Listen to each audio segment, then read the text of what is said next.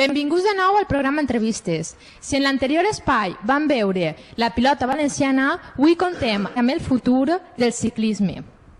Bé, Salva Fluixà, que has participat en l'Open de la Comunitat Valenciana en mountain bike i en l'autonòmic de carretera. Com va néixer la teua afició per a aquest esport?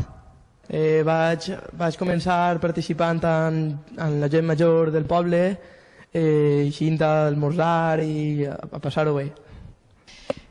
Per què creus que diuen això de que el ciclisme és sacrificat i dur? El ciclisme és molt sacrificat perquè són moltes hores dedicades per a aquest deport i no pots eixir de festa, n'hi ha dies que tens que entrenar menys perquè tens que estudiar, tens que cuidar-te l'alimentació.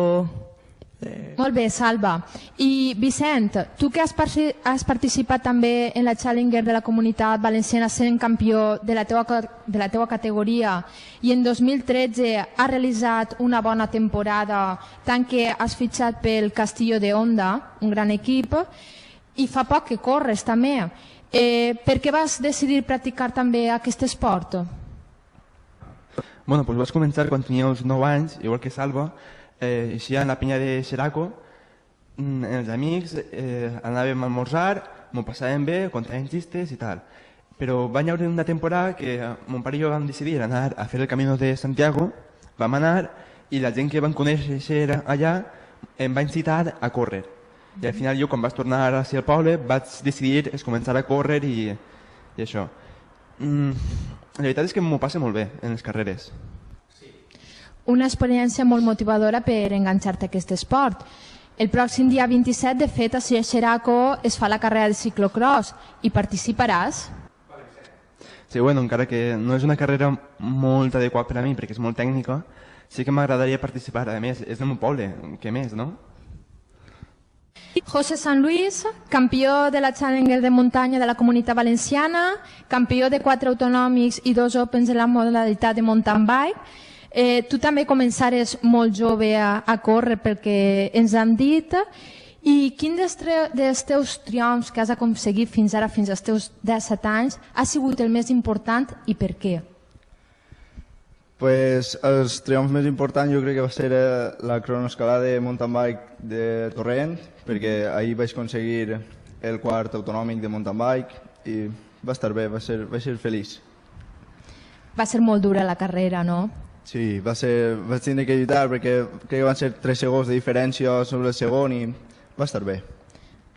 Bé, la pròxima temporada estaràs en el Sant Josep de la Vall d'Uixó, si no m'enganya, i suposa que estaràs il·lusionat. Com portes això de treballar i feres practicar aquest esport? Bé, n'hi ha que tindre temps per tot, no? Però primer treballes, després vas a entrenar, tens que intentar compaginar-ho conforme es pot, però al final organitzant-te tot, ix bé. Andrés Millet, el més jove de tots els corredors que tenim avui ací al programa. Va ser campió de la Challenger de pista de la Comunitat Valenciana també i has participat en el Campionat d'Espanya per equips que has quedat subcampió amb el teu equip. Ara corres en pista i de vegades també és de veres que fas triatló. Què és el que més t'agrada i per què aquest canvi? M'agrada més pista perquè n'hi ha molta més gent, estan els teus companys, pots ajudar-te uns a altres per a guanyar o fer algun pòdium i així tens molts més amics. Clar, i suposa que n'hi haurà diferència entre les carreres que corres a sovint i participar en un campionat d'Espanya, no? Sí, perquè estàs fora de la teva comunitat, és un campionat molt més important perquè d'ací la Comunitat Valenciana és de tota Espanya, n'hi ha molta més gent, molt més públic mirant-te. Més competitivitat. Sí, i pots fer a veure, sempre vols intentar a veure si pots guanyar. Molt bé, gràcies. David Torres, has participat en diferents carreres com la de Cantàbria, la de Pamplona, també en diferents campionats d'Espanya que s'han fet, però fa poc vas tindre una lesió i no vas poder anar a córrer a Guipúzcoa per la Comunitat Valenciana. Quin és l'objectiu que t'has plantejat aquest any? Este any és el primer any que he canviat, que he passat a una categoria, diguem, superior, perquè competeixes amb gent molt més major que tu, ja no és un any de diferència ni 2 ni 3, sinó inclús en poden anar 10 anys. A part, estic en València estudiant, és el primer any d'universitat i el meu objectiu principal són els estudis, això ho tinc més clar que l'aigua. A part, pues, jo em donaria per convençut si m'adaptar a la categoria i donar la cara per tota la gent que porta darrere meua, que ha donat la cara per mi i ha sigut capaç de sempre que m'ha fet falta algo estar ahí i ajudar-me en tot lo possible.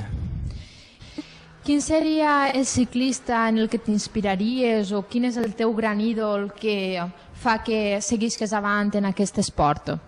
Jo com a ídol directament no tinc així cap que digués que estic actualment com a professional, sinó jo em guiaria, pues, per exemple, una persona molt propera a mi o inclús dos. Un seria Juanjo de Los Ángeles, també del poble, que sempre està ahí, sempre t'ajuda i sempre si necessites algo és el primer en que che Juanjo, i sense cap mania.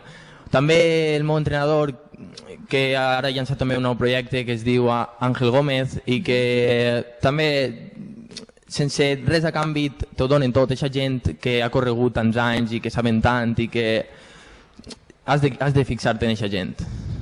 Molt bé, gràcies David. Fins així el programa d'avui. Us esperem el pròxim dia amb nous campions com els que hem tingut avui.